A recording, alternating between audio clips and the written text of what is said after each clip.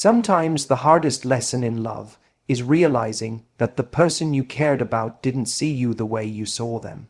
If he treated you like an option, someone he called when convenient, who fit around his schedule and his priorities, it's time to flip the script. Because when you keep giving your attention to someone who isn't fully invested, you're not just undervaluing yourself, you're training them to take you for granted. The truth is, if he's only going to treat you like a backup plan, then you need to start acting like one. Not because you want to play games, but because you're reclaiming your power, your time, and your self-respect. It's about showing up for yourself first and refusing to settle for anything less than what you deserve. When someone treats you like an option, the most powerful move you can make is to mirror their energy. It sounds simple, but it's incredibly effective, and it's about much more than just playing a game or getting back at someone. It's about reclaiming your dignity and showing, through your actions, that your attention isn't something to be taken lightly.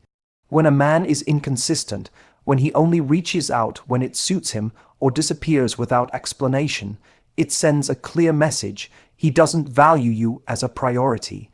If you respond by chasing him, answering every text immediately, or making yourself available at all times, you're unintentionally reinforcing that message. You're teaching him that he can treat you however he wants, and you'll still be there. That's the exact opposite of what you want. Mirroring his energy means you start matching the effort he puts in.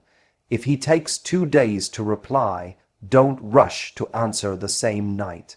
If he cancels plans last minute or only contacts you sporadically, you pull back your availability accordingly. This isn't about playing hard to get in a manipulative way. It's about showing self-respect and protecting your emotional energy. When you mirror the level of interest and effort he's showing, you create a natural balance in the dynamic. Suddenly, you're no longer the one chasing or bending over backwards to keep the connection alive. You're on equal footing, and that changes everything. This shift also forces clarity. When you respond to someone's low effort with low effort, it reveals who's truly interested and who's just passing time. Some men will realize that if they want to keep you in their life, they need to step up and show consistent effort.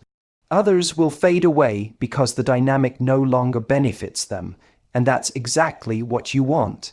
It's better to know who values you for who you are rather than waste your energy on someone who only values you when it's convenient. Another important part of mirroring energy is protecting your emotional well-being.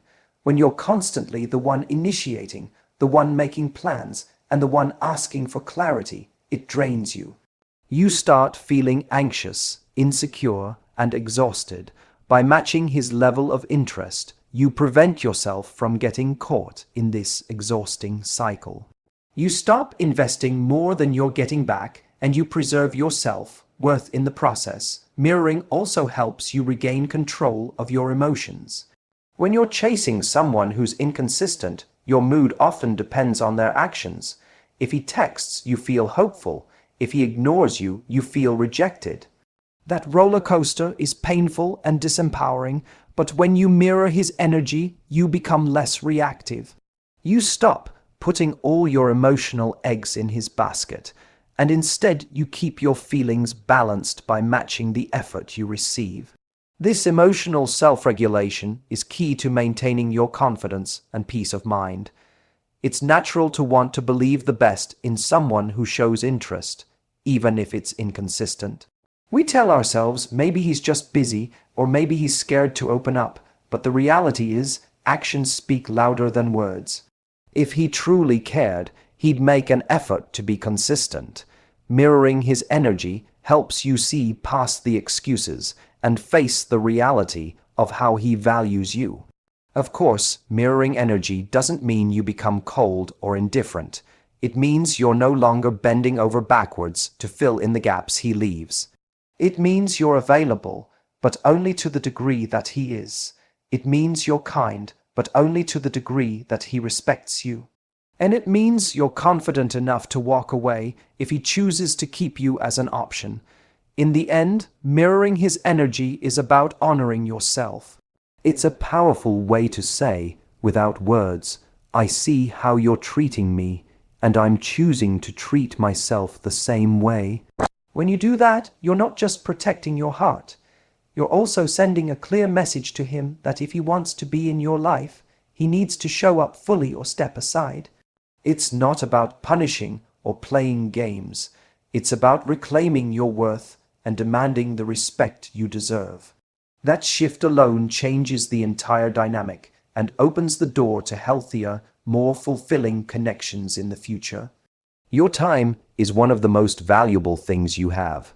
And when someone treats you like an option, they're essentially saying that your time isn't worth prioritizing. This is a subtle but powerful form of disrespect. If he's only making space for you when it's convenient, only answering when it suits him, or giving you crumbs of attention instead of a full meal, then you need to start valuing your time in the same way you value yourself. Prioritizing your own life first isn't selfish, it's essential. When you stop waiting around for someone who doesn't treat your time as sacred, you reclaim your power and open the door for someone who actually will. Many women fall into the trap of waiting for a man's availability instead of living their own life fully. They cancel plans with friends, postpone self-care, or hold back on their goals because they're stuck hoping he'll call or show up. But here's the truth. When you constantly put your life on hold for someone who treats you like an option, you're doing the emotional labor of making space for a person who isn't making space for you, and that's exhausting. Your time should never be a waiting room for someone's indecision. When you prioritize your own time, you send a clear message both to yourself and to him that your life is full, rich, and meaningful regardless of whether he's in it. You become less available, not as a punishment, but as a natural consequence of living fully. Your calendar fills up with friends, hobbies, work, and self-care. When he calls or texts, it's because you're already busy living your best life, not because you're sitting by the phone waiting for him to decide if you're worth his time. Prioritizing yourself also helps you maintain your self-respect. When you're available 24/7, canceling your own plans to accommodate his last-minute decisions or constantly pushing your own needs aside, it chips away at your self-worth. But when you put your time first, you reinforce the idea that your needs and your life matter just as much as anyone else's. That's not arrogance, that's self-love. This doesn't mean you're cold or unkind. It means you're selective about where you invest your energy. It means you're willing to say no to anything that doesn't honor your time and yes to the things and people who do. When you prioritize your own schedule, you create natural boundaries, and those boundaries tell him exactly how you expect to be treated. If he can't respect your time, he won't respect you. Another important aspect of valuing your time is recognizing the opportunity cost of waiting on someone who treats you like a backup. Every minute you spend hoping for his attention is a minute you're not spending on yourself, your goals, or the people who actually show up for you. Life is too short to be held hostage by someone else's indecision or inconsistency. Prioritizing your time means choosing yourself over uncertainty. When you shift your mindset to put your life first, your confidence grows. You become less anxious and more grounded because you're no longer living in a state of emotional limbo. You're living intentionally, and that intention attracts people who want to be part of your life for real, not just when it's convenient. It's also about fairness. If someone can treat you like an option, then you owe it to yourself to stop treating them like a priority. When you balance your energy this way, you create a healthier dynamic. You're not desperate or chasing, you're choosing. And that choice changes everything. Ultimately, valuing your time means reclaiming control over your life. It means saying yes to yourself first and allowing others to fit in naturally if they're meant to.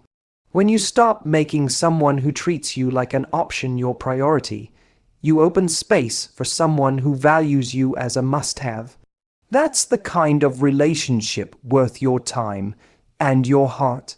Setting clear boundaries is one of the most powerful ways to protect your emotional well-being, especially when someone treats you like an option. Boundaries aren't just about telling someone what they can and can't do, they're about defining how you expect to be treated and making it non-negotiable. When a man shows you that he only wants to engage on his terms, picking and choosing when to be present, communicating inconsistently, or disappearing without explanation, it's crucial to step back and establish what you will no longer tolerate. Without boundaries, you leave the door wide open for him to continue treating you like a backup plan.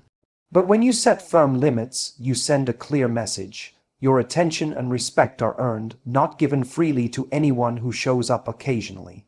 Many people confuse boundaries with being mean or cold, but that couldn't be further from the truth. Boundaries are an act of self-respect. They protect your time, your energy, and your heart. When you allow someone to slide in and out of your life on their schedule, you're essentially handing them the keys to your emotional availability. And when they misuse that privilege, you end up feeling drained and devalued. Setting boundaries means you're taking those keys back and deciding exactly who gets access and under what conditions. The first step to setting clear boundaries is recognizing what behavior you're willing to accept and what you're not. For example, if he cancels plans last minute without a good reason, that's not acceptable. If he texts inconsistently, ignoring your messages for days, that's a boundary violation. If he only wants to see you when it suits him and isn't interested in making consistent plans, that's a red flag. Once you identify these patterns, you can decide what your boundaries are. For instance, you might decide that you won't rearrange your schedule for someone who cancels repeatedly, or you won't respond immediately to inconsistent texting. These boundaries aren't punishments. They're self-protective measures that keep you from being taken for granted. When you communicate your boundaries clearly, you're doing everyone a favor, especially yourself. You're letting him know exactly what you expect, and you're giving him the opportunity to step up or step aside. If he respects you, he will rise to meet your standards. If he doesn't, that's valuable information that tells you whether this is a relationship worth investing in. The truth is, people only respect the boundaries you enforce. If you say one thing and do another, if you set boundaries but let them slide, then they lose their power. Another important part of setting boundaries is consistency. It's not enough to say, "I won't tolerate being treated like an option," once, and then respond differently the next time he slips up. Boundaries need to be upheld every single time. That consistency builds your self-respect and forces him to either change his behavior or lose access to your time and attention. It's a powerful form of communication that says, "I value myself enough not to settle for less." Setting boundaries also helps you avoid emotional exhaustion.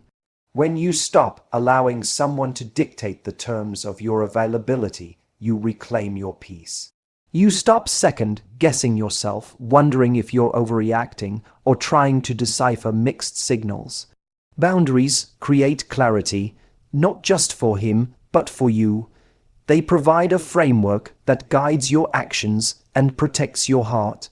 It's natural to feel hesitant about setting boundaries, especially if you fear losing the connection or being perceived as difficult. But the reality is, someone who truly values you will appreciate your honesty and respect your limits.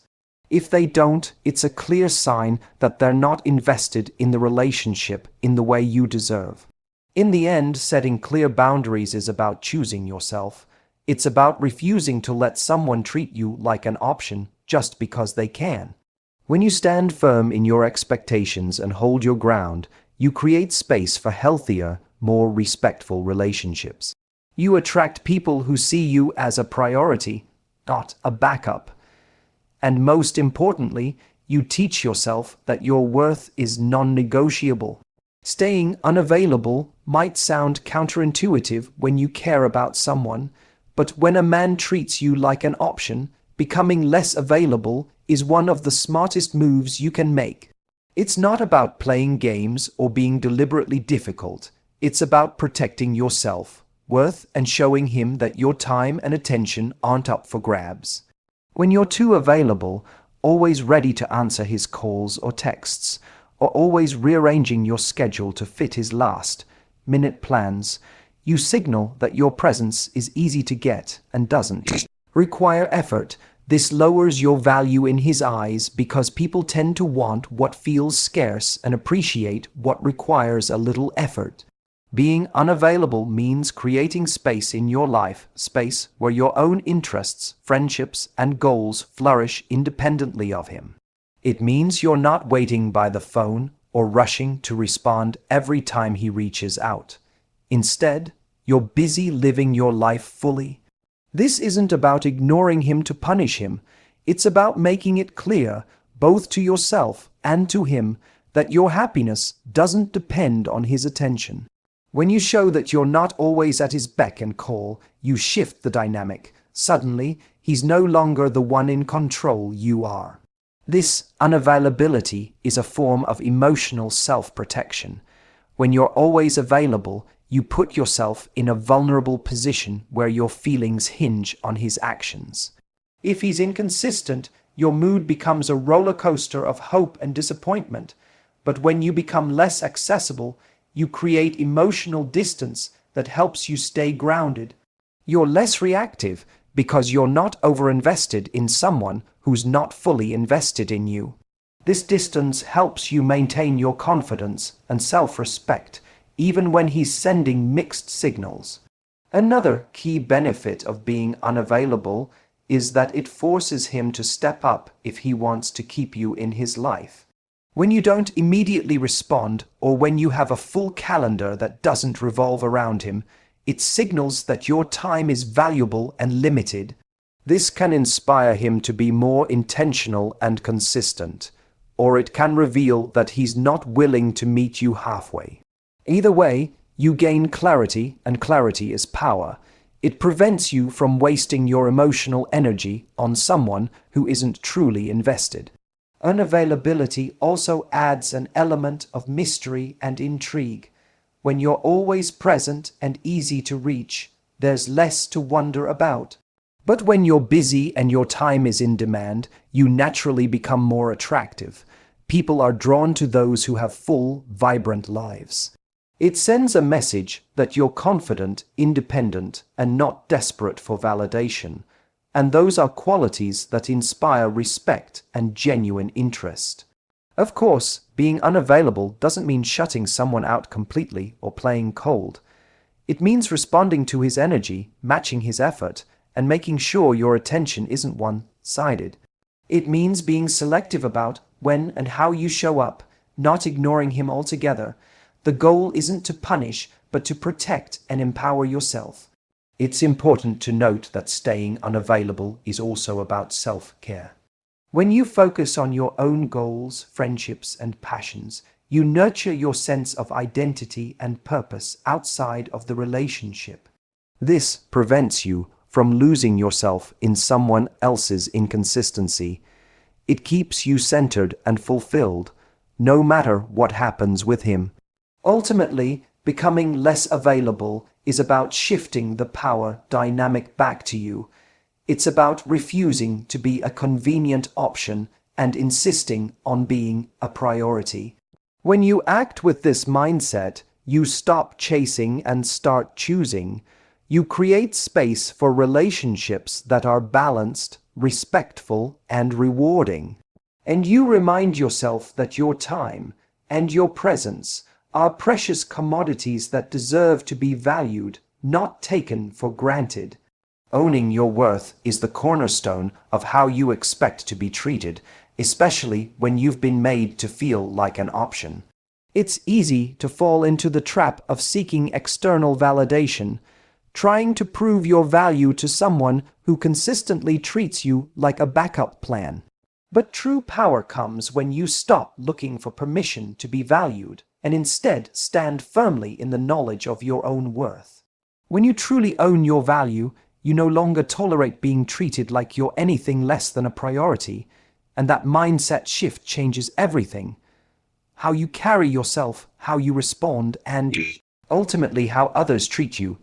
Owning your worth begins with self-awareness, understanding that you are inherently valuable, regardless of how someone else acts.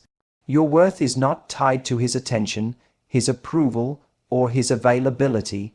It's a fundamental truth about who you are. When you internalize this, it's like putting on armor that protects you from accepting less than you deserve.